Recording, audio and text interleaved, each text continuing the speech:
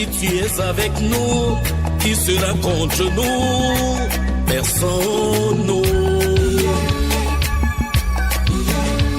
Président Abraham Tchoumi. Jésus, oh, tu es le chemin. Papa Godo, tu es la justice et la vérité. 17h passées de 8 minutes, place à présent au flash d'information avec Carole Assonfac, déjà présent en studio. Bonsoir Carole et bonne année. Bonsoir Kana Julienne, bonne année. Crise anglophone. Atangandji dévoile le double jeu des agences humanitaires le 18 décembre dernier à l'occasion du départ d'un convoi humanitaire de 100 camions à destination des régions du nord-ouest et du sud-ouest et transportant des dons du gouvernement destinés aux déplacés et aux autres victimes de la crise anglophone. Depuis le 1er janvier 2020, une vidéo de Brenda Bia, la fille du couple présidentiel camerounais aux côtés de l'artiste nigérien Wizkid, fait la bouche sur les réseaux sociaux. La fille du chef de l'État dans une tenue semblable à celle des belles de nuit. Chers auditeurs, vous êtes sur la bande de Dunamis FM 98.0. Vous écoutez le Ceframa à l'antenne en ce moment.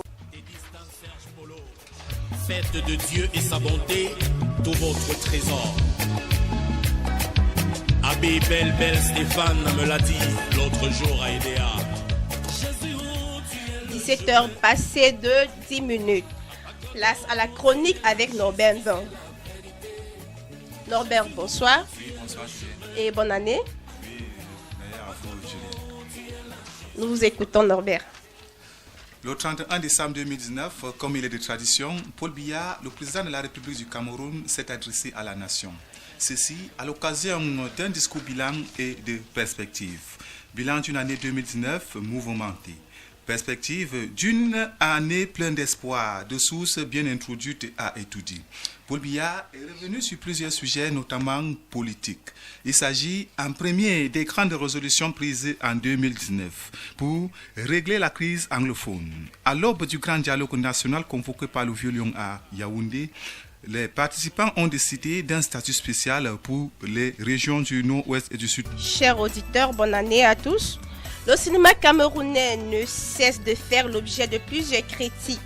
À attirer l'attention ce soir pour en parler donc, nous accueillons sur ce plateau Yves Angomba, scénariste, écrivain, acteur, comédien. Yves, bonsoir et bonne année. Bonsoir et bonne année. Que conseillerez-vous à un jeune Camerounais qui aspire à se lancer dans le métier? Ah d'accord, toujours je vais dire. Aujourd'hui c'est 3 jours déjà de cette nouvelle année et je suis fier de répondre à ce genre de questions. Parce qu'ils sont nombreux qui m'abordent dans la rue pour dire Yves, je veux devenir acteur, Yves, je veux devenir actrice ou alors je me fais dans la comédie, mais ils ne sont pas conscients du domaine où ils veulent se lancer.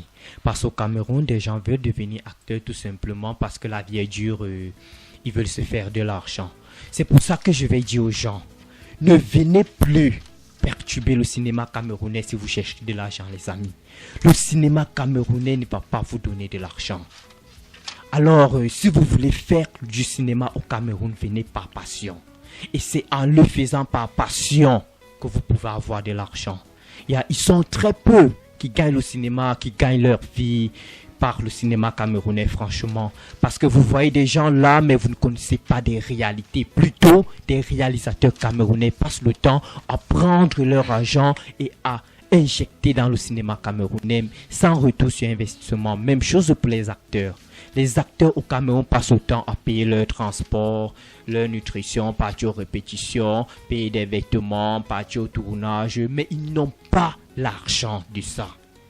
Donc si vous voulez vous lancer dans le cinéma au Cameroun, venez tout simplement parce que vous avez la passion pour le cinéma et le reste va venir après. C'est ce que je peux conseiller aux jeunes de nos jours. Et faites-vous former, ne faites pas du genre vous quittez, vous voulez déjà des rôles principaux, parce qu'il y a ce problème. Hein. Il y a ce problème, c'est que tout le monde aujourd'hui qui vient pour faire du cinéma au Cameroun veut seulement entendre que j'ai le premier rôle.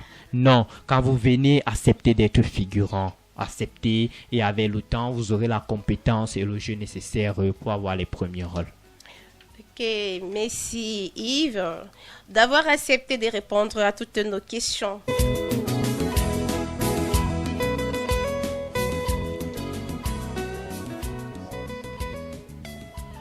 Le flou règne sur la capacité du Cameroun à organiser la CAN 2021. Roméo Kiyam des Mangas revient sur les détails.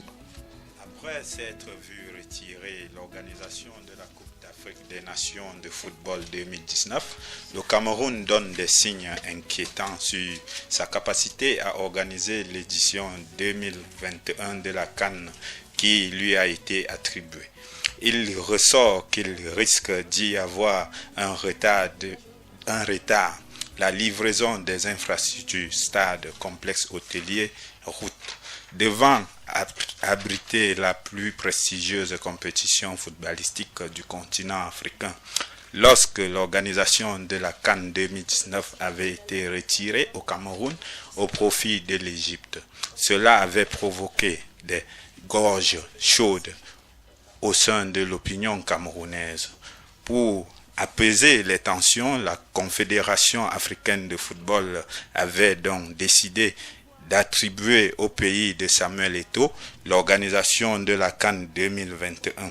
Tout récemment, Ahmad, le président de la CAF, a exprimé son inquiétude sur la capacité du Cameroun à organiser la prochaine Coupe d'Afrique des Nations.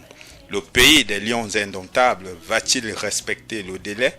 Cela fait plusieurs mois maintenant qu'il règne une véritable incertitude sur le déroulement de la CAN 2021. Va-t-on une nouvelle fois assister au même scénario que cette année où, faute d'avoir pu respecter les cahiers de charges, le Cameroun s'était vu retirer l'organisation de la grande messe du football continental? Rien n'est moins sûr pour le moment, mais l'inquiétude règne dans les plus hautes sphères décisionnelles de la Confédération africaine de football. Vu les difficultés rencontrées sur le terrain, le Cameroun devra se retrousser les manches pour être prêt à l'échéance 2021.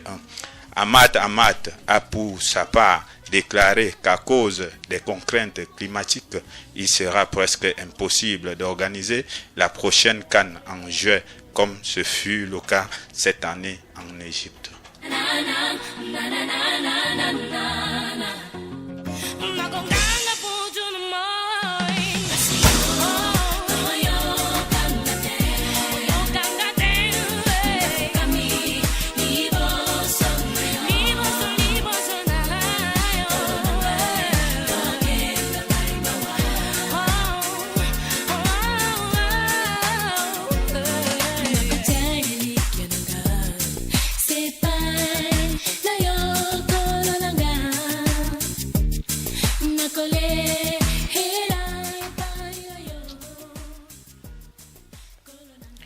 Le chef de l'État a prononcé son discours à l'endroit des citoyens camerounais après ces derniers les fêtes de Nouvelle Année.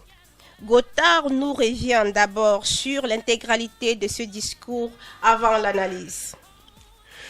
Le message du chef de l'État Paul Biya, 31 décembre 2019.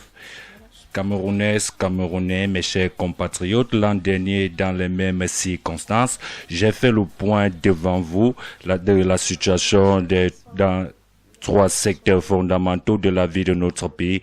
Nous avons constaté ensemble que la situation sécuritaire dans nos régions du nord-ouest et du sud-ouest demeurait préoccupante. Malgré les appels déposés, les armes agressées aux insurgés Il convenait donc d'accorder la priorité à la recherche d'une solution. Nous avons pu également observer que notre croissance économique était en progrès, mais qu'il convenait de la conforter pour rester sur la trajectoire de l'émergence.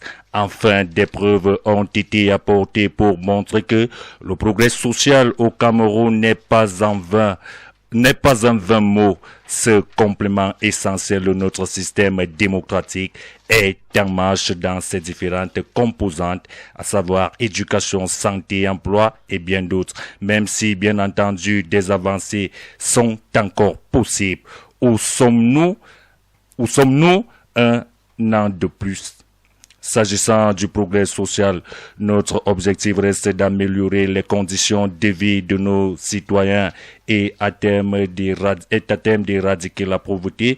C'est une tâche considérable qui nécessite de gros moyens financiers. Les allocutions budgétaires qui lui sont consacrées sont importantes et évidemment en fonction du niveau des recettes de l'État. Celles-ci, à leur tour, dépendent de la bonne santé de notre économie dont je vais vous parler dans un instant. Sachez en tout cas que les efforts qui ont été faits au cours des dernières années dans ce domaine seront poursuivis et si possible amplifiés. En ce qui concerne la croissance de notre économie, je crois pouvoir dire qu'elle évolue de façon plutôt satisfaisante, même si elle reste contrariée par entre autres, un contexte international incertain. Dans la période récente, un travail considérable a été accompli pour redresser la situation dans le cadre du programme économique et financier conclu avec le FMI. Notre croissance a repris, l'inflation est maîtrisée, les déficits budgétaires et extérieurs sont contenus, notre dette publique reste soutenable. Le programme économique, financier, social et culturel du gouvernement pour 2020, présenté récemment devant l'Assemblée nationale, se situe dans cette continuité. Il repose sur une hypothèse de croissance de 4%, ce qui devrait nous permettre de rester sur la trajectoire de l'accès à l'émergence en 2035.